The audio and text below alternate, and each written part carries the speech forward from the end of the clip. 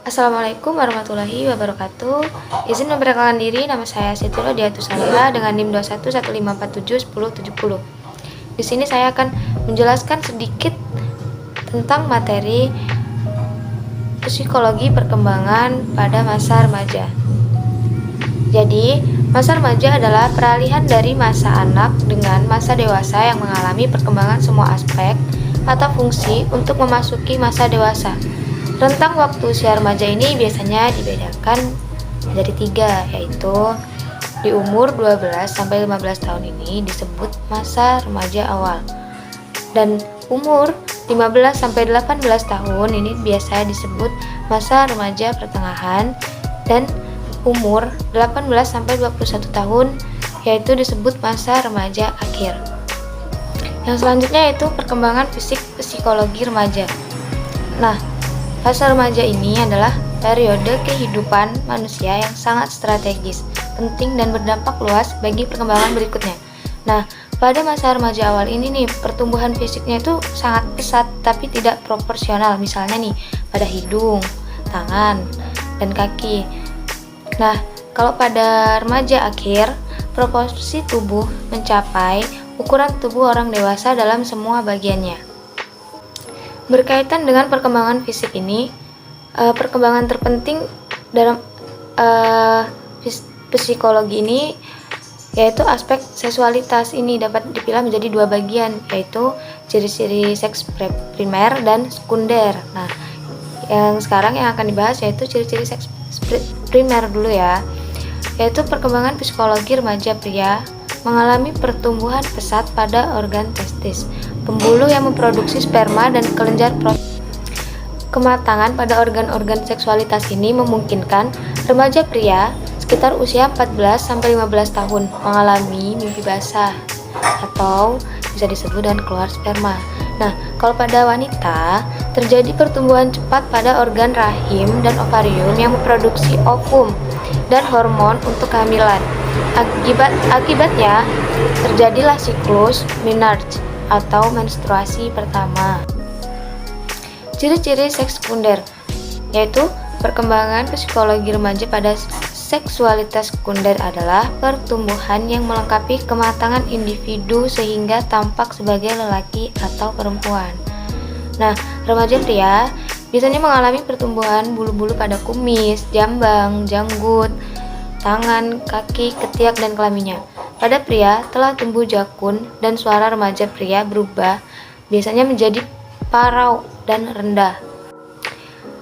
Dan pada remaja wanita juga mengalami pertumbuhan bulu-bulu secara lebih terbatas, yakni pada ketiak dan kelamin. Nah, pertumbuhan juga terjadi pada kelenjar yang bakal memproduksi air susu di buah dada, serta pertumbuhan pada pinggul sehingga menjadi wanita dewasa secara proporsional. Yang selanjutnya yaitu perkembangan kognitif psikologi pada remaja. Nah, pertumbuhan otak mencapai kesempurnaan pada usia 10-20 tahun secara fungsional.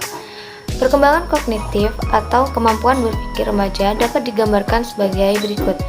Nah, bisa digambarkan sebagai secara intelektual remaja mulai dapat berpikir logis tentang gagasan abstrak, berfungsinya kegiatan kognitif tingkat tinggi.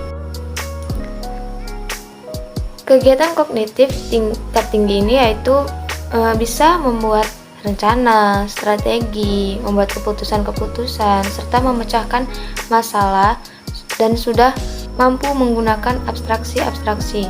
Bisa dapat membedakan yang konkret dengan yang abstrak. Munculnya kemampuan nalar secara ilmiah, belajar menguji hipotesis, memikirkan masa depan, perencanaan, dan mengeksplorasi alternatif. Untuk mencapai, psikologi remaja mulai menyadari proses berpikir efisien dan belajar berintrospeksi.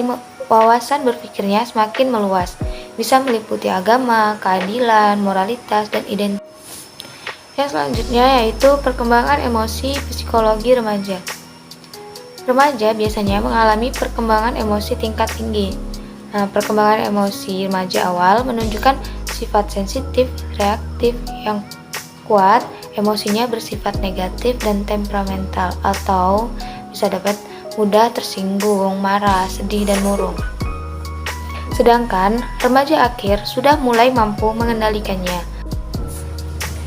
Remaja yang berkembang di lingkungan yang kurang kondusif, kematangan emosionalnya biasanya terhambat.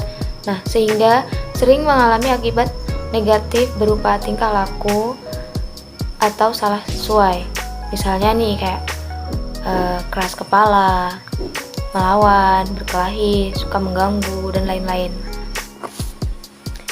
Sedangkan remaja yang tinggal di lingkungan yang kondusif dan harmonis dapat membantu kematangan emosi remaja menjadi cinta, menjadi kasih sayang, simpati, atau senang menolong, respek, sikap hormat dan menghormati orang lain, ramah, dan lain-lainnya. Yang selanjutnya yaitu perkembangan moral psikologi remaja. Nah, biasanya remaja sudah mampu berperilaku yang tidak hanya mengejar kepuasan fisik saja, tetapi meningkat pada tatanan psikologis atau rasa diterima, dihargai, dan penilaian positif dari orang lain. Perkembangan sosial psikologi remaja. Remaja biasanya telah mengalami perkembangan kemampuan untuk memahami orang lain dan menjalin persahabatan.